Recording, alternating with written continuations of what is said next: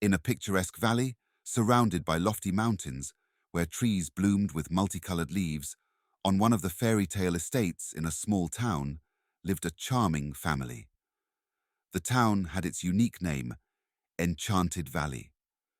This unusual name supposedly came about because miracles happen in the town, but it's best if you find out for yourselves. Our hero's family consisted of four-person, Mum, always a smiling woman, possessing a lot of patience and warmth. Dad, who worked hard running his small toy manufacturing company, and our two heroes, brothers Liam and Noah. Liam, the older of the brothers, is 8 years old and attends a nearby school. He is full of energy, curiosity, and empathy towards his younger brother Noah, who is 4 years his junior. The younger brother attends kindergarten, and his head is full of mischief and constant pranks. Together, they form a cheerful family, and their home, surrounded by a blooming garden, is full of joyful sounds, constant conversations, and children's laughter. One day the sun rose earlier than our heroes. Warm sunbeams spread over the Enchanted Valley, announcing another day full of possibilities. Liam, an 8-year-old energy volcano, immediately opened his eyes, outpacing the alarm clock set the previous day by many minutes. Wriggling on top of the bunk bed, he was mentally preparing for another day of adventure at school. After wrestling in bed and a moment of thought, Liam decided to get up. On the lower level of the bunk bed, sleepy Noah was just opening his little eyes. Noah, looking at Liam coming down, asked, "Liam, why do you have to get up so early and quickly get ready for school? We could lie down for a while and play together. That would be much nicer." Liam smiled at his younger brother and said, "Noah, school is a place where we learn many things and also meet new friends. Every day brings new challenges before me, but also offers new possibilities. I never know what will surprise me at school on a given day, but don't worry. After school we will have plenty of time for joint games. And from what I remember, you are probably going somewhere too." Noah made a sound of surprise, resembling a charming laugh, and after a moment he said, "Oh yes, I'm going to kindergarten. Kindergarten is also fun, and I also have a lot of friends." Hearing these conversations from behind the wall, the parents got up in one breath. Mum greeted the boys by giving them kisses on the forehead, and Dad gave high fives and tickled the boys. Mum entered the boys' room and started preparing their clothes for school and kindergarten. Of course, with Liam, she already had to consult the chosen clothes because they did not always agree on the chosen set.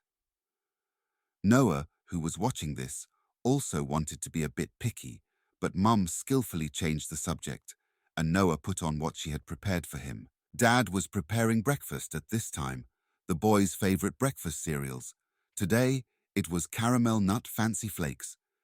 Dad had to remember that Noah cannot drink regular cow's milk as he gets an allergy from it. That's why Dad always buys a pack of lactose-free milk, which the whole family drinks out of habit. During breakfast, Liam and Noah exchanged impressions about what the new day would bring them. Liam talked about the mathematical challenge that the teacher had given them the day before and about the way he solved it. Noah, on the other hand, shared colorful adventures from kindergarten and boasted that he had not received any punishment in kindergarten for a long time because, as he noticed, he is very well behaved. "And may it last forever," said Mom, laughing at Noah's words. The whole family laughed at breakfast together. Then, the boys went to the bathroom to brush their teeth, quickly changed, and were ready to go out with Dad. "Front the door," Mum said. "Boys, before you head off to school and kindergarten, remember how important it is to share with others and the joy of being together. It makes every day special." The boys knew this very well, for as nicely as they started the day, so nicely the rest of the day passed for them. And as it happens in life, there are exceptions to this. Putting on shoes, Liam repeated to Noah that he would play with him when they returned from school and kindergarten. Both the school and the kindergarten were very close, and the weather was good, so Dad walked the boys there. First, they went to school, because Liam couldn't be late. Noah, on the other hand, like to accompany his brother. Then he had Dad for a few minutes just for himself when they both walked to kindergarten. Dad, my legs are already hurting. Noah made a sour face. Will you take me on your shoulders? He asked as sweetly as he could. Dad smiled because he knew Noah very well and knew that when they were alone, he would want either to be carried in his arms or on his shoulders. Sometimes Dad explained to Noah that by walking he was exercising his muscles and body, and movement is health. And sometimes he wanted to please Noah and took him on his shoulders. So it was today. Dad lifted Noah up and sat him on his shoulders, and so they arrived at the kindergarten itself. Noah quickly changed and flew to the room. He stood in front of the doors and high-fived Dad to say goodbye. Then he walked briskly into the room. When the clock struck 16, Liam knew it was time to pack up and go home. He was already big, after all. He was already 8 years old, so the parents allowed him to walk home alone. They lived close to the school, and the walk didn't even take 10 minutes. He agreed with his parents that he wouldn't leave earlier than 16. He packed his backpack, said goodbye to his classmates and to Mrs. Katie, the best lady in the after-school club. Liam really liked Mrs. Katie because she was the only one who played with them. She told interesting stories and never looked down on anyone. What's more, she even played dodgeball with them, which convinced Liam even more that she was the best lady in school. The return journey passed quickly. Liam always walked between the blocks and counted the dogs he passed. Today, there were 4 of them. His record was 9 different dogs passed on the way. He was returning then with Dad and Noah, and Dad said that if he passed 10 dogs, he would go himself on the weekend and buy or adopt a dog for their family.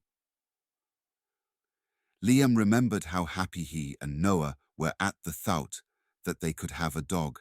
At first, they were lucky and quickly passed 6 dogs with their walking owners. They went further and already saw the area of their estate, and there the windows from the apartment. From the side street came the next walking dogs, and so they had already passed 8 dogs.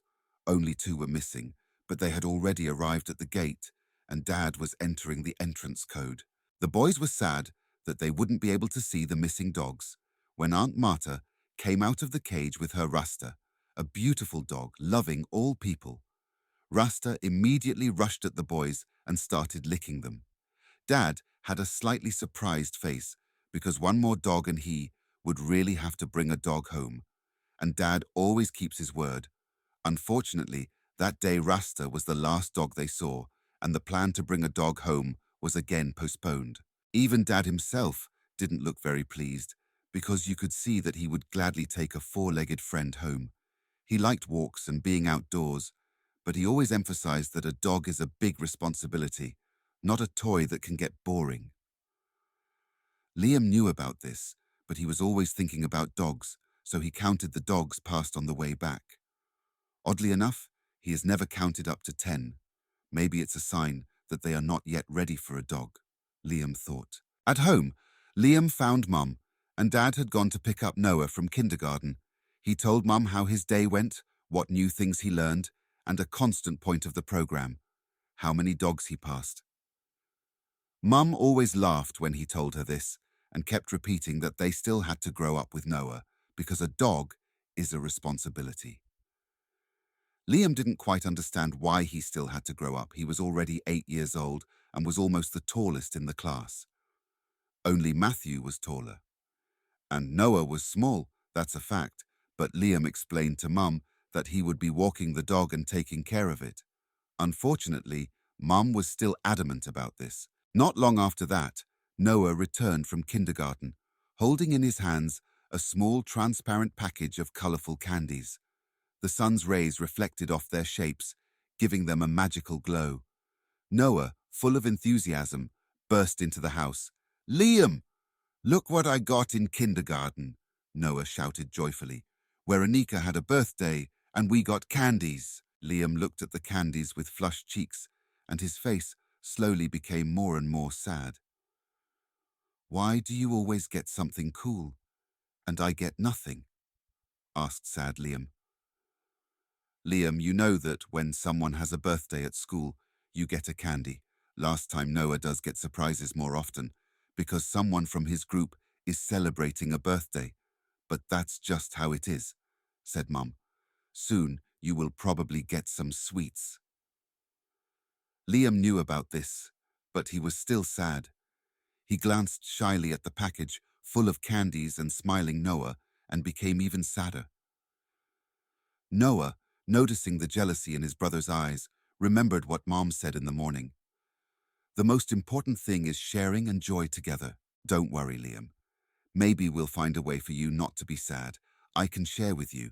You choose the flavors you like and I mine, said Noah. Liam looked at his brother surprised, but then smiled with joy and said, Really? That's great.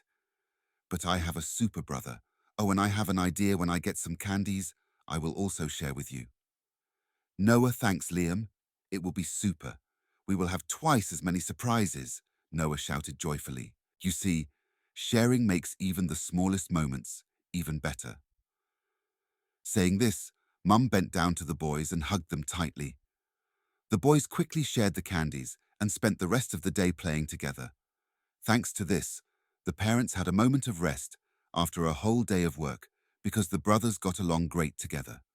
The whole family understood that sharing and spending time together is a very important matter. Everyone has a better mood because of this, and the whole world becomes a better place.